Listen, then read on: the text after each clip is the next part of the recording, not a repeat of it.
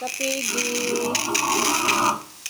Nandito ako sa aking kulungan. Nandito ako sa aking babuyan. Nagpapaligo. Tapos na ako naglinis at magpakain. Ngayon pinapaliguan ko na yung aking mga alaga. Ito guys, si Rose. Inaaway ako, oh. Kailangan pag pumasok ako dyan sa kanyang kulungan, may dala akong pamalo. Kasi takot siya sa pamalo. Hindi ko naman siya pinapalo, kaya lang pag nginarngaran ako. Masungit siya eh. Kunwari, ipapalo ko sa kanya pero hindi naman. Love ko yan si Rose eh. Kahit maano yan eh, matapang eh. Buntis yan guys, oh. Nanganak sa January 17, yun ang due date niya. Malaki na yung tiyan niya. Medyo tumaba-taba siya ngayon kasi ginrower ko yan. Pinakain ko ng grower. Tumaba siya. Anong balik yung kanyang katawan, oh. Hopefully maraming anak si Rose. Ito yung nanganak ng 13 heads si Rose. 13 heads ang naging anak niyan. Yung na-ESF. Sayang. Ito mga piglets ko, malalaki na. Yan, available po yung 4 dyan guys. Oh, magaganda na sila, oh. 41 days nila ngayon. Oh. Yan, oh, lalaki yun, lalaki. Dalawa lang ang lalaki dito. 5 babae. 10 dapat sila, namatay yung 3. Sayang. Yan lang ang nabuhay ito.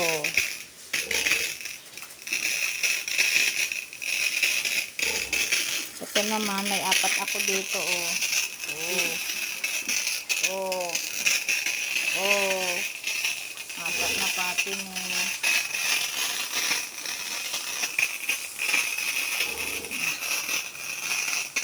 Pinapakain ko na sila ng mais na may seeds kasi naubos yung binili kong yung seeds. Yan, mayroon pa akong mais na may halong grower. Yun muna pinapakain ko. Ito pang January kasi itong mga to eh. Itong malaki dito. December. Ito si ito yung pinakamaliit. Yung anak ni Lucky noon. Ito yung pinakamaliit. Kakatuwa siya. Akala ko kung ano yung lumabas sa kanya na biglang lumabas. Hindi niya. Akala ko hindi mabubuhay. Ito naman si Arce. Ito si Arce, ini-ay na to noong nag-i-ay na siya noong alam ba yun? December 4. Hopefully pagka 18 to 21 days na hindi na siya nag-ulit, makakakuha na siya, mabubuntis na siya. 18 days niya sa 20 December 20. Yan, medyo pumayat lang siya ng konti kasi ito pinakapakain ko rin to ng grower eh.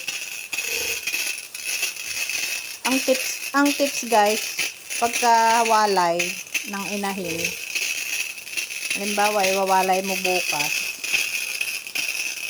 bukas pakainin mo na siya ng grower para hindi siya maglugon. At ito ilang araw ko sila ibinukod. After 5 days o 4 days yata yun, ayan na nag-hit na siya. Mag-AI na siya. Pang fifth parity niya tour, guys. Pang fifth parity ni RC. Okay pa naman yung anak niya. Kasi sabi nila, hoy, wag niyo akong kagatin. Pag pang pitong parity niya at maliliit na yung anak, pwede na siyang palitan. Pero okay pa naman ang anak niya. Sayang po kasi, mahirap po kasing mag-antay. Mahirap mag-antay isang taon. Usually kasi pag first time, 8 to 9 months, minsan ko sila pinapa-AI, 8 to 9 months. Minsan 8 months. Siyempre pag hindi nakakuha agad, ulit 9 months siya. Mabait ito si RC. Marami rin po ito mga anak. Diba RC? Mabait to eh. Hindi katulad ni Rose na suplada. At ito naman si Lucky. Ang laki ng tiyan ni Lucky. Mabait din to. Nagmana sa nanay niya. Ito yung anak ni RC na panganay. Ito yung panganay na anak ni RC. Unang anak niya to.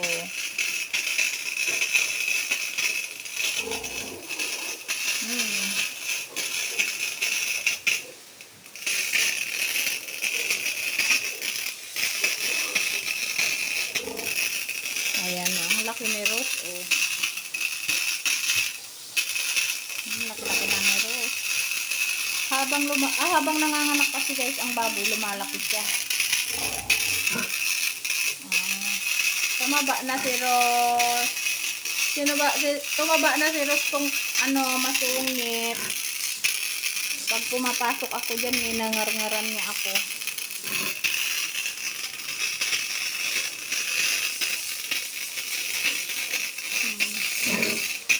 Nakakatuwa pag nakikita mo yung mga alaga mong masisigla at matatakaw. Stress ka lang sa ipapakain.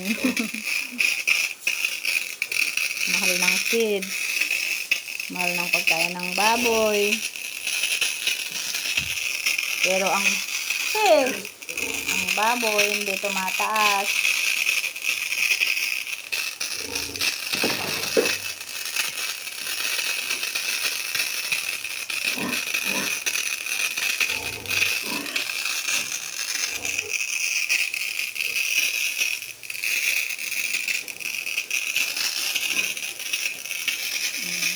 Katuwa sila.